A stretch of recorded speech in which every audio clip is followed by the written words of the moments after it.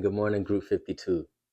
In Matthew chapter 25, Jesus tells us, "When I was hungry, you fed me. When I was thirsty, you gave me drink."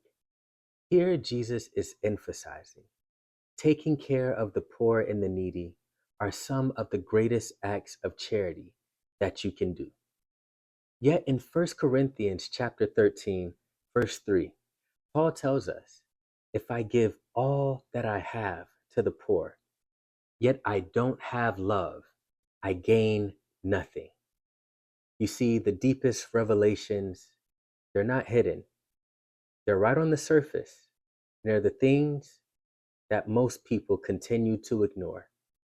The simple truth is that a deep relationship with God is heavily based on how you love those around you, how you show love. Thank you, Group 52. God bless you. And this week, as you go through life, make sure to show love the best way that you can to all those around you. God bless you and have the best week of your life.